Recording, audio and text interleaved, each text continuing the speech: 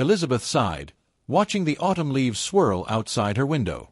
The prospect of a long trip home for the holidays, especially Thanksgiving, always filled her with a mix of excitement and apprehension. It wasn't just the miles, but the memories, the expectations, and the beautiful chaos that awaited her with her family. Her journey began with the familiar hustle of the airport, a place that always felt like a microcosm of the world, all rushing towards their own destinations. Elizabeth adjusted the strap of her overnight bag, her eyes scanning the departure board. The digital clock ticked relentlessly, a stark reminder of the miles that lay between her and her family. A knot of dread tightened in her stomach. It wasn't just the physical distance, it was the emotional chasm that seemed to widen with each passing year, each unspoken word. Her flight was delayed, a minor inconvenience that felt like a significant obstacle in her already strained journey. She found a quiet corner, pulling out her well-worn paperback, attempting to lose herself in its pages, but her mind kept drifting. She thought of her mother, whose calls had grown less frequent, more formal. Her younger brother, Mark, who had started a family of his own, creating a new center of gravity that sometimes left Elizabeth feeling like an orbiting satellite. The taxi finally pulled up to the familiar curb, the porch light a welcoming beacon in the crisp evening air. Elizabeth paid the driver, her heart thumping a nervous rhythm against her ribs. She stepped onto the worn concrete path, the scent of pine and wood smoke already stirring dormant memories. Taking a deep breath, she reached for the doorbell. Her mother, Sarah, opened the door, a look of surprised relief washing over her face. "Elizabeth, you're here. We were starting to worry with the delays." There was a strained embrace, a quick, almost formal hug that spoke volumes about the emotional distance between them. Elizabeth stepped inside, the blast of warm air carrying the heavy, comforting scent of clove, sage, and a turkey already halfway through its roasting. The house was exactly as she remembered, cluttered with history, but strangely devoid of true comfort. "Dinner is in 2 hours," her mother stated, already turning back toward the kitchen, her movements efficient and slightly brittle.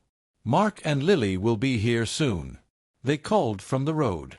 Elizabeth nodded, dropping her bag by the stairs. She followed her mother into the kitchen, the room where all the major family dramas usually simmered beneath a veneer of culinary tradition. "Can I help with anything, Mom?" Elizabeth asked, her voice sounding unnaturally bright. Sarah glanced at her, her hands already elbow-deep in the stuffing mixture. "I'm fine, dear. It's almost all done. You should go upstairs and settle in. You must be exhausted from that trip." Her tone implied that Elizabeth's presence in the kitchen might only complicate things.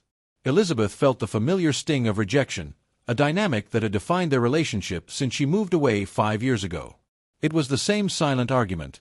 "I left, and therefore I am now an outsider."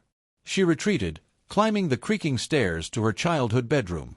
The room was untouched, a preserved museum of her teenage years, but it didn't feel like hers anymore.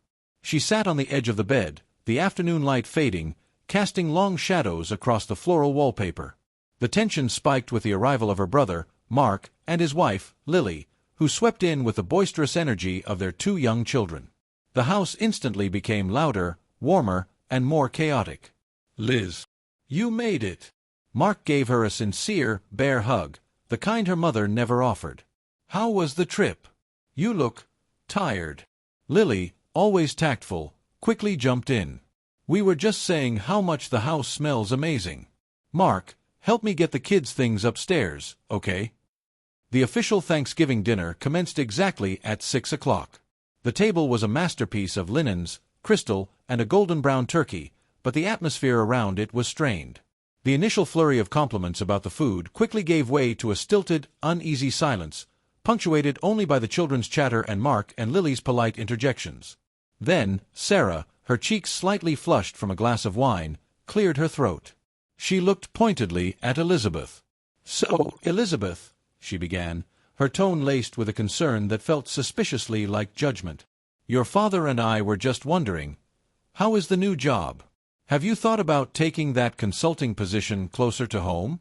It would certainly make these long trips unnecessary."